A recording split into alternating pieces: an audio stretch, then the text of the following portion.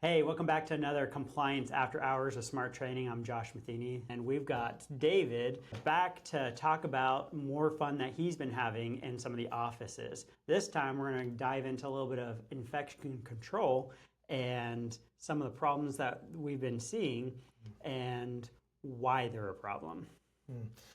Something we've been bumping into a lot, and I've spent a lot of time in practices throughout my career, both here and clinically.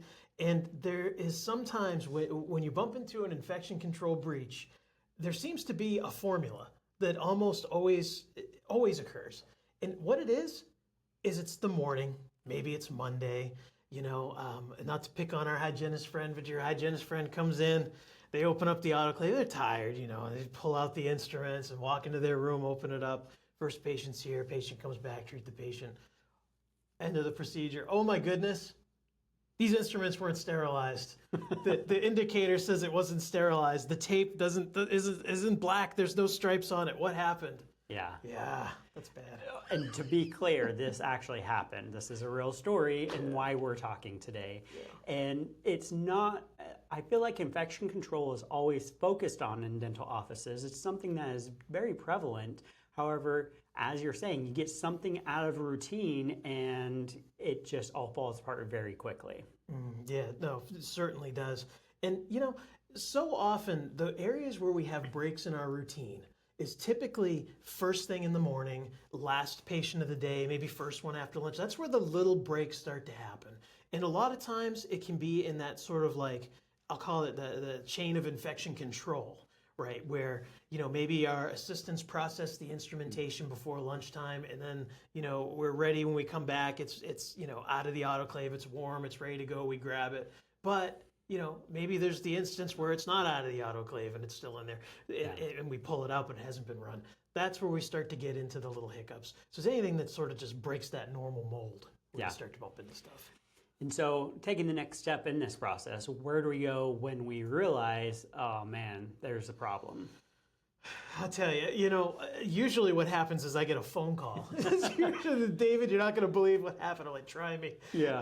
But no, typically what happens right away is the patient's probably been dismissed. They may be driving down the road.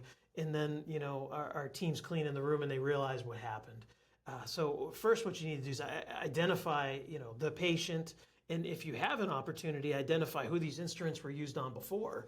But chances are they'd gone through the whole sterilization process minus sterilization. So they've been gone through the ultrasonic cleaner, they've been rinsed, et cetera, but then they didn't get sterilized. So they're almost like, dirty silverware at that point, which is still nasty either way. But anyhow, generally that's what you're going to find at that point. And you have to realize, okay, now this is the patient, this is the people that could have been exposed. I need to start looking at health histories, seeing what's in there, seeing what they could have potentially been exposed to. At that point, you get into the notification area as well. We need to let the patient know, like, hey, this is what happened. And a phone call is probably a good way to do that. Now, if you can't track down who it was, what do you do? Do you just assume the worst case, or obviously you can't necessarily assume the best case? Is there a happy medium? What do you do when you just can't be sure of what the exposure level is?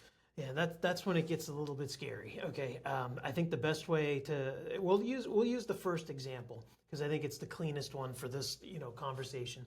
Is let's say it's gone overnight and we used dirty instruments first thing. If we start thinking about that instrumentation, we're going to assume that was in the ultrasonic, which had all day's patients in there, everybody that came through that practice that day. So we're going to say that it was as dirty as it possibly could have been. But if it ran the first process where the instrumentation was debrided, there's no buildup on the material. It went through the ultrasonic, which had a detergent agent in it, so it further disinfected and cleaned the materials.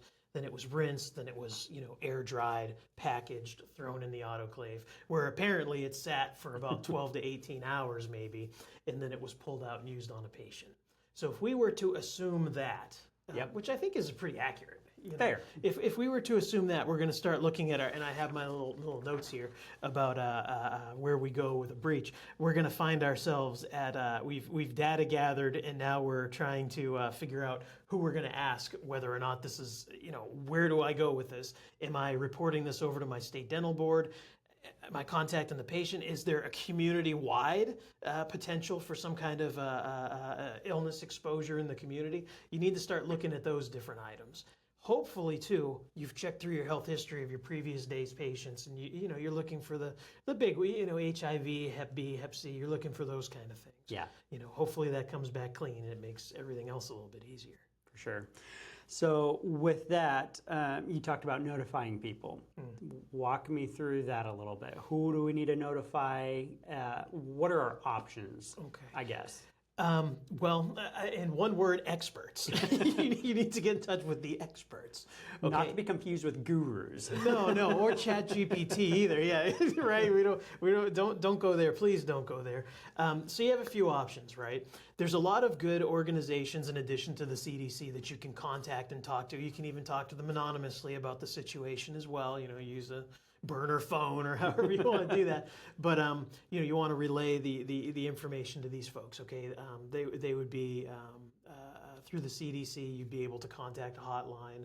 You could also contact OSAP, also known as ADS. Now they recently changed their names. They didn't have a bad reason to do it. Nothing bad happened. They just changed the name. I don't know. Maybe freshened it up. But anyhow, you could contact them. You'd speak to someone who's a CDIPSI or a DISIPC, someone who's an expert in infection control and in dental settings. You could also talk to your state dental board. Most people don't like to do that because they're, I can understand.